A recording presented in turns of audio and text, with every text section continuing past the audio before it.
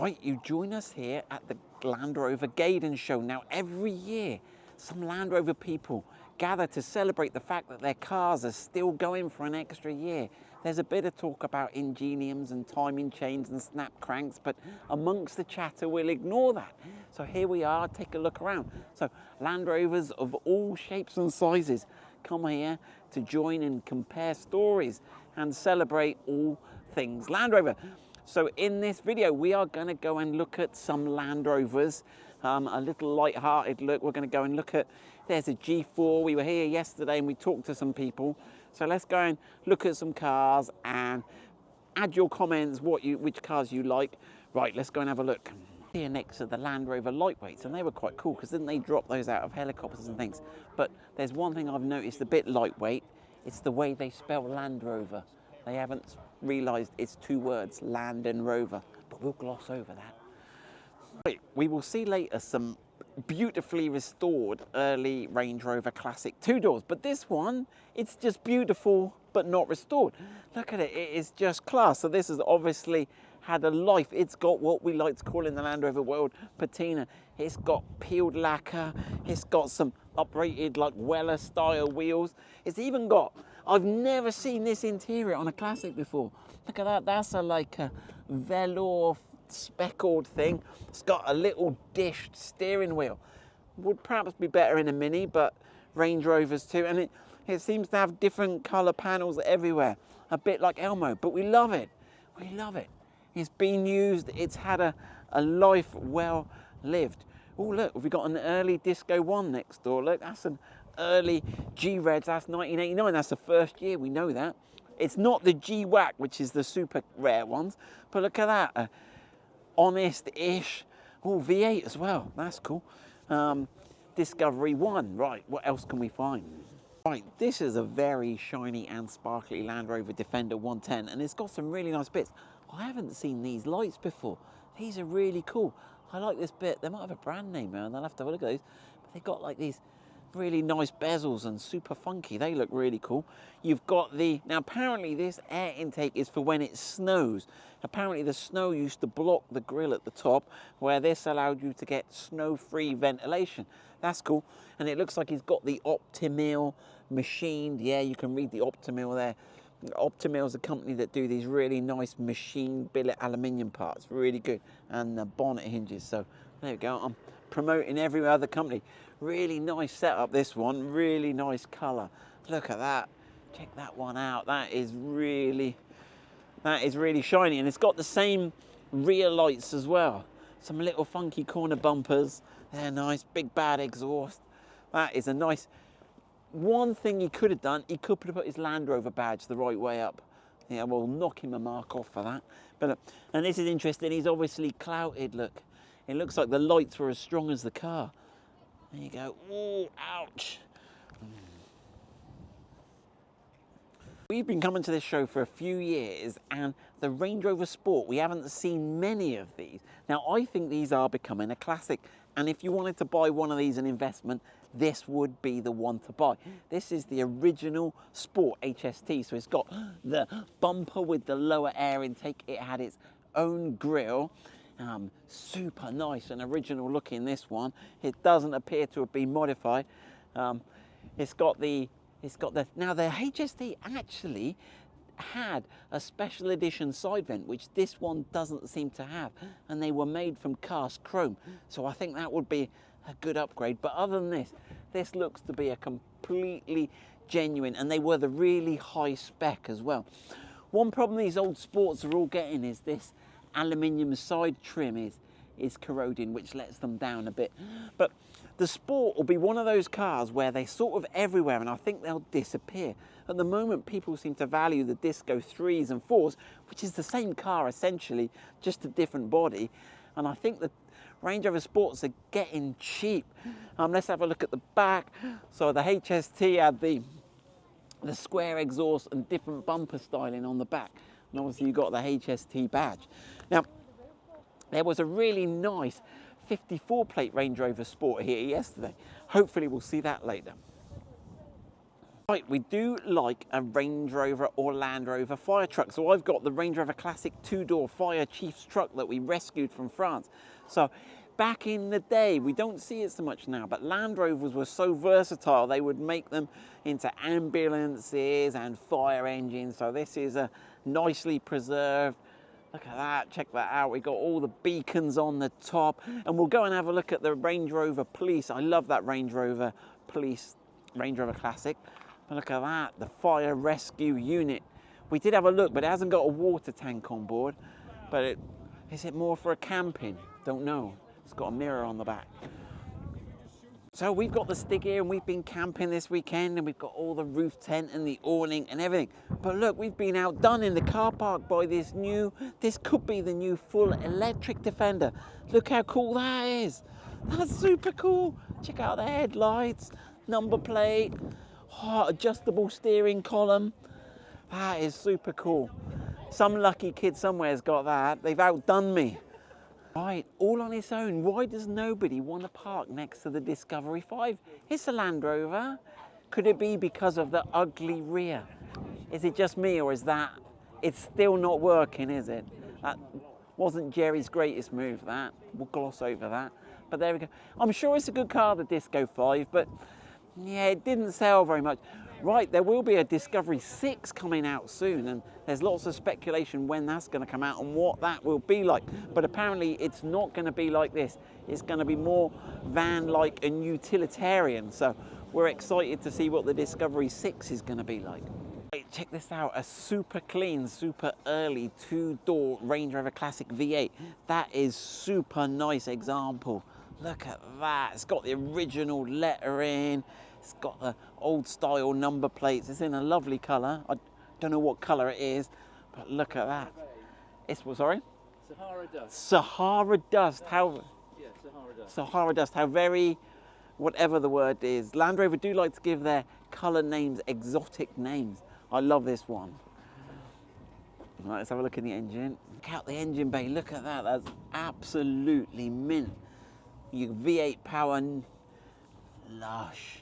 Let's have a peek inside. Look at that. Look, this is before Range Rovers. Look, this is when they were easy to wipe clean. And it was interesting because obviously Land Rover, when they launched the Range Rover, they only had the Land Rover. So the Range Rover was supposed to be a little bit more at market, but it's still rugged, still wipe clean, but much more luxurious than the Land Rover. Check out this. We're on the Range Rover South Coast Owners Club. And look, look, there's some pink going on here.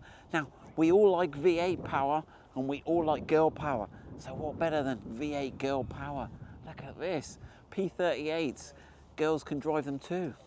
Look at this Land Rover Discovery 4. We've got all prepped out. Right, so let's have a look. What have we got on this Discovery 4? Right, we've got 18-inch wheels. So why are you going to fit 18-inch wheels on your Land Rover Discovery 4? Basically, if you've got a smaller wheel, you can have a bigger tyre.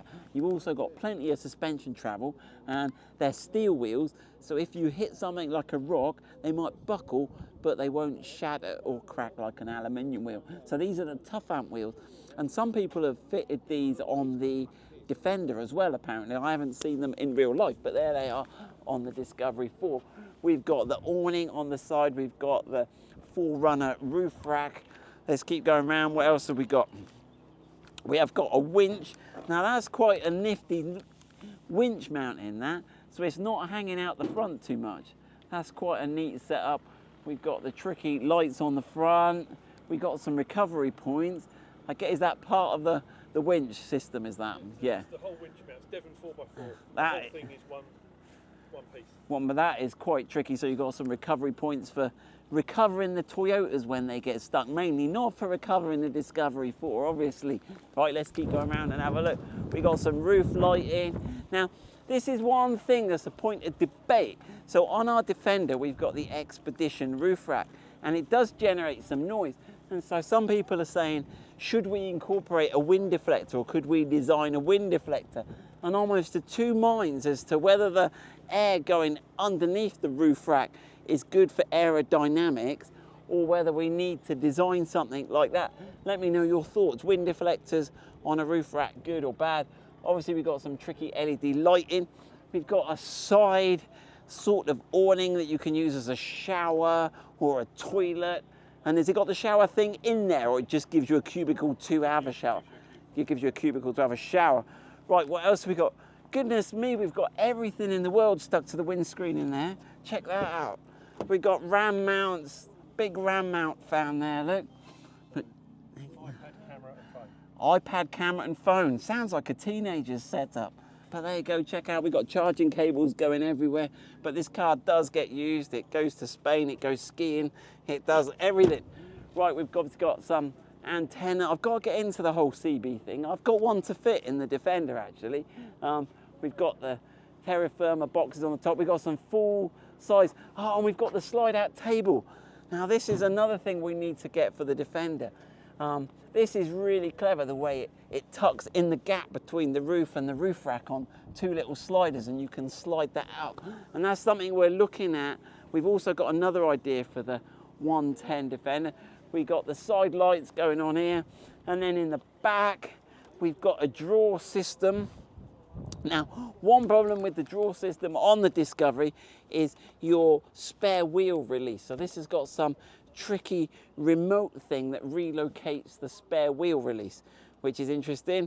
We got the side molly plates, we've got the upper molly plate, because on the Disco 4 you've got loads of room at the top where it's got that sort of hunchback roof, and this is a really useful way of using that extra space you've got at the back.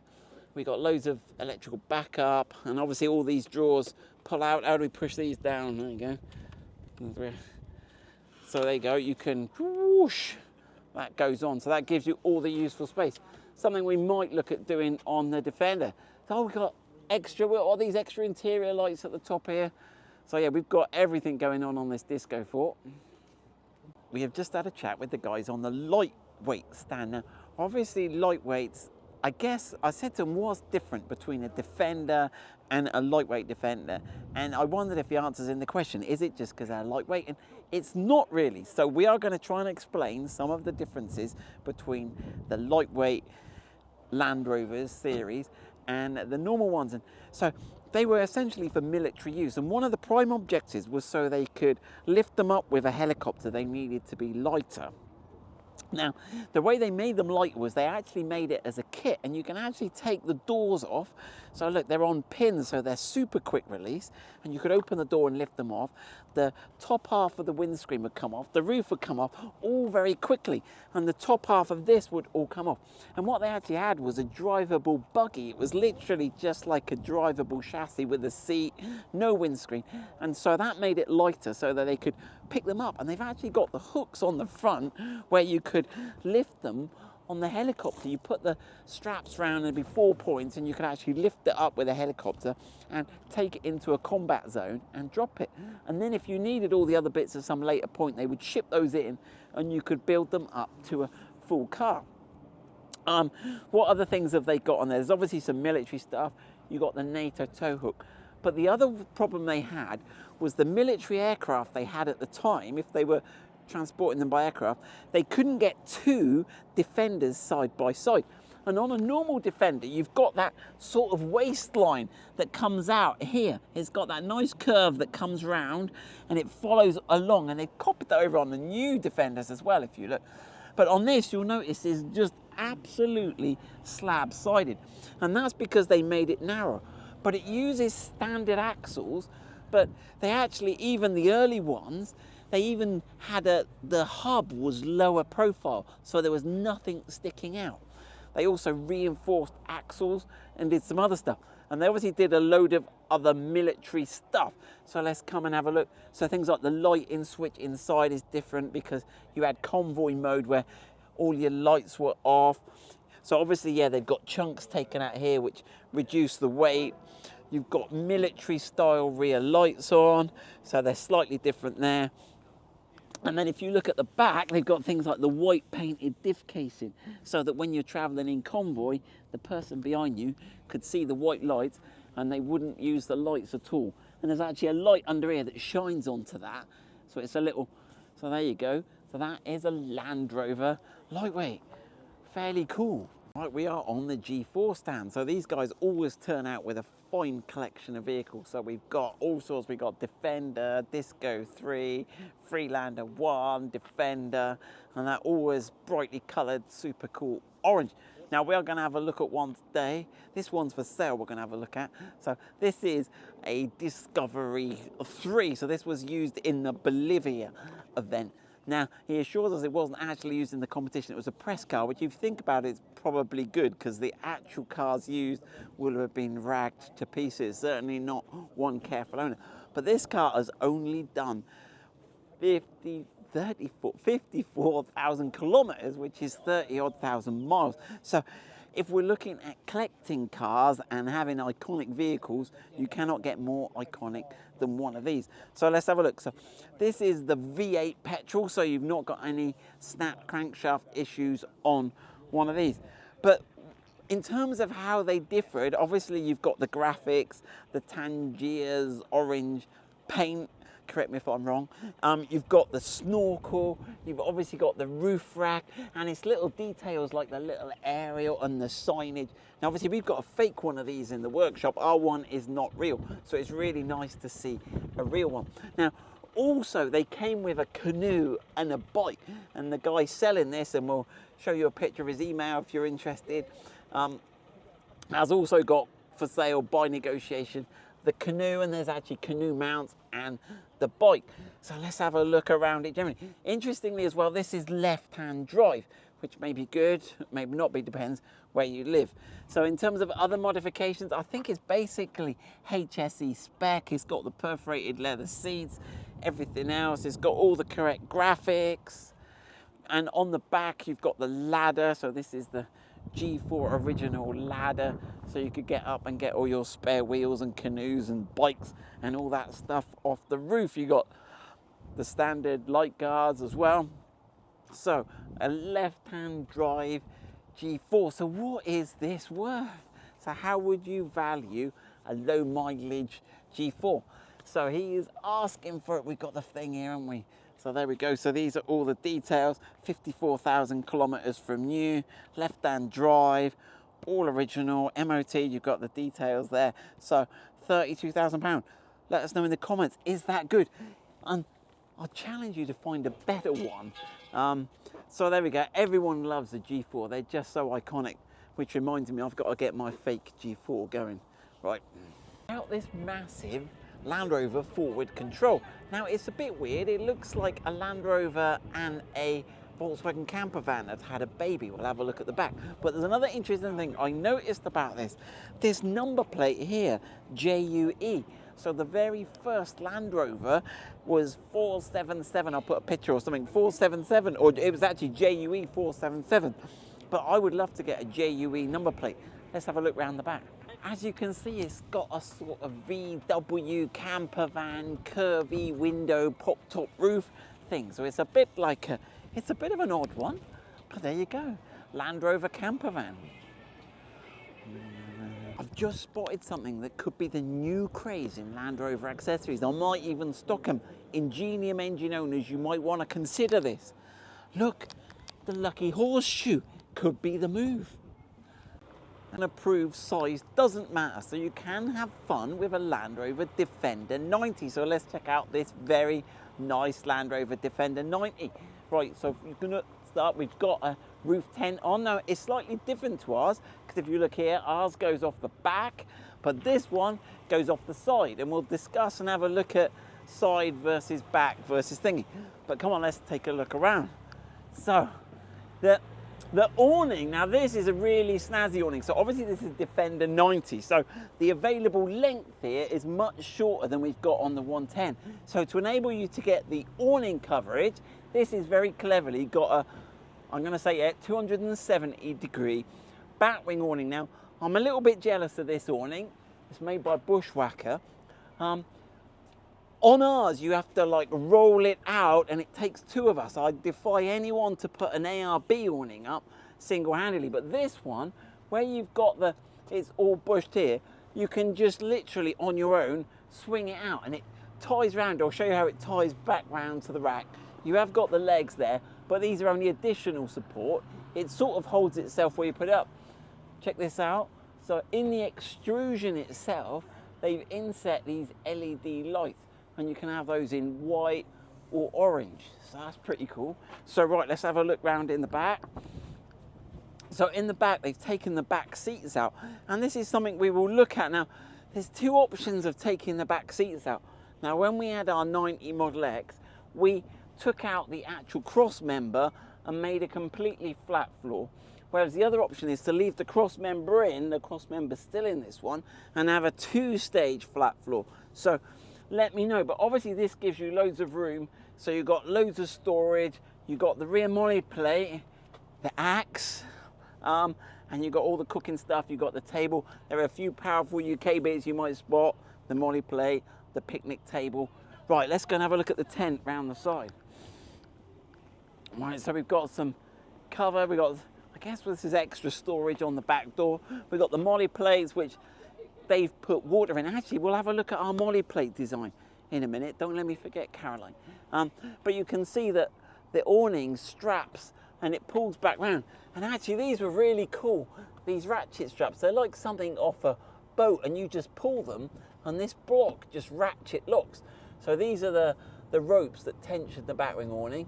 Here you can see the tent is flipped out, and then you've got this really funky royal staircase. And so this is the iCamper, and you've got the camping sort of tent on top. So there you go. So if you've got a 90, you still can do all the... So yeah, as I was saying, so these are used for water. Now, come and have a look at what we've done on ours.